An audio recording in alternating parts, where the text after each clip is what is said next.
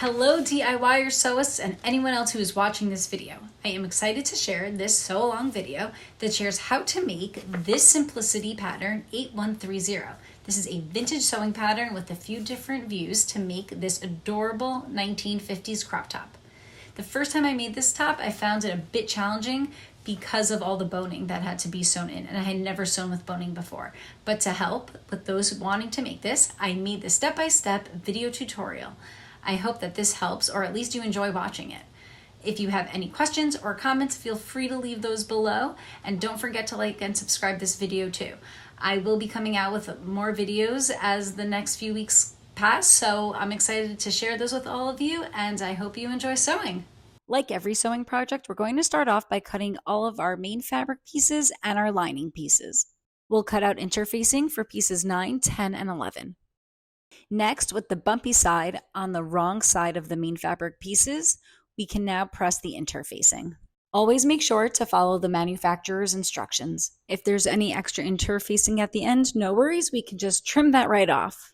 Then we're going to stay stitch pieces 9, 10, and 11 to secure the interfacing. Our next step is to prepare the darts.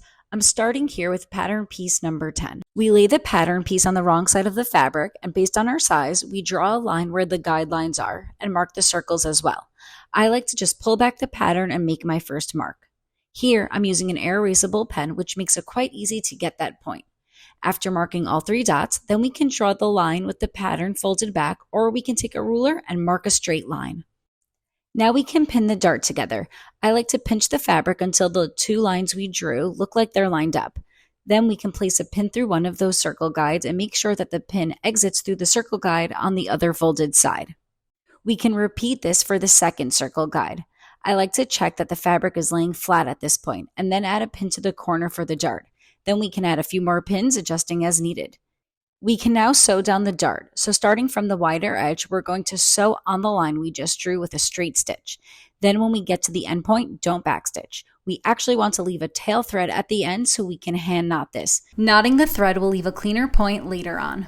Repeat these steps for the other front bodice and any other dart pieces. Now let's attach the fronts. This is pattern piece number 9. Lay the fabric pieces with right sides together and pin them in place, and then stitch with a 5/8 of an inch seam allowance. Once stitched, press the seams open. Now let's attach the front side pieces to the front. Pattern piece number 10. Matching notches or markings, place each front side piece to the front piece with the right sides together and pin in place. Following the curve, sew at a 5/8 of an inch seam allowance. Repeat these same steps for the back band, pinning at the side and then sewing at a 5/8 of an inch seam allowance. Then repeat these steps for the other side. Now we're going to repeat all the steps we just did for the lining, omitting the interfacing. Now we're ready to make the band. We're going to take our band and fold it in half with the right sides together and sew down both of the short ends. After sewing these down at 5/8 of an inch, we can then trim down any excess seam allowance. Now we can turn this band right side out, making sure all the corners are perfectly poked out, and then we can press. Now we want to baste the opening closed, so with a longer stitch length, stitch across the open edge. Once our band is basted, we can attach this band to the top, starting at the middle of the bodice right here where the sweetheart neckline curves. Pin it in place. Continue pinning along the side and back bodice. After pinning, we can then sew this in place. Then repeat for the other side. And when we're done, it'll look like this. Let's work on the boning, which we are going to attach to our lining fabric. We will start with the left bust, and we'll cut out 2 pieces of boning, one for on top of the bust and one for the bottom. We can see here there are 2 guidelines on this pattern piece for placement. Let's draw a line on the seam allowance to see how long the boning should be. We'll cut the boning to the length we just marked. Then cut off 7/8 of an inch. We do this because we want to be sure no boning will be caught in the seam allowance when we sew this seam later. With the boning inside the casing, stitch close the ends. Now we can stitch the boning and casing onto the open seam. Using a zipper foot, stitch around all 4 sides of the casing, making sure not to hit the boning. We'll repeat these steps for the boning that goes on top of the bust. We'll repeat these steps for the other boning, remembering that there's only 1 piece of boning instead of 2 for the other areas. When we're done, all of the boning inside the lining will look like this. To make the straps, first fold the strap pieces in half and iron. Then open the strap and fold both long ends of the strap towards the middle and press. Now fold the short edge in and using the iron lines as a guide, fold the strap in half, making sure to hide the raw ends of the outer edges. We'll stitch down the strap on the folded edge. I decided I wanted to add some fringe to my strap, so here I'm just sewing down the fringe to give it that fun flair. Let's attach the straps. If needed, we can use the pattern piece to mark where we want the straps. We can also try on the top to see where the straps fit us best. Then we'll pin this in place and sew it down. We are ready to attach the main fabric piece and the lining together.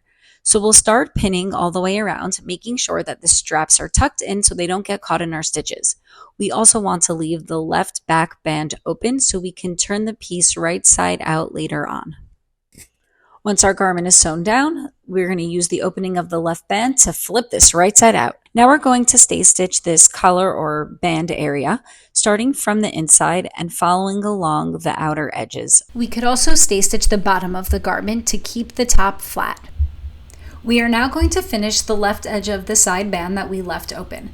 To finish this, flip the unfinished edge to the inside about 1/2 inch and then press. Then we can stitch this closed. We can now attach the buttons. The buttonholes will be on the right side and the buttons will be on the left side. Place the buttons where you'd like to have them on the garment and then mark the holes on the right side where the buttons will come through. I like to make a test buttonhole first so I can see where the button should be placed. So here I'm just placing where each button will go, and then I took my air erasable pen and just marked those holes. Then I can go back and make those buttonholes. To be sure that we're going to sew the buttons on in the correct spot, try the garment on.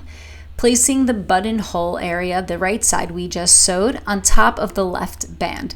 Then mark with either chalk or a pen into the holes to make sure that where we sew the buttons, it's going to be in the exact spot to fit us perfectly.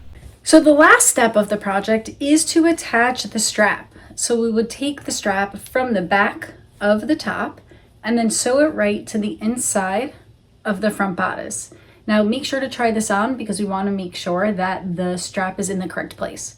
For me, when I added on this fringe, it actually shrunk the strap by a little bit. I'm not sure why. So I got a little bit creative, and what I did was I added a snap, or a hook would be an option too, to both ends of the strap. And then after this is buttoned on, this was able to be a halter. There we go. So it went like this, and then like this, and then this actually snapped here. So I was able to make a fun halter. And in the next shot, you'll see what the final look was. Sounds right.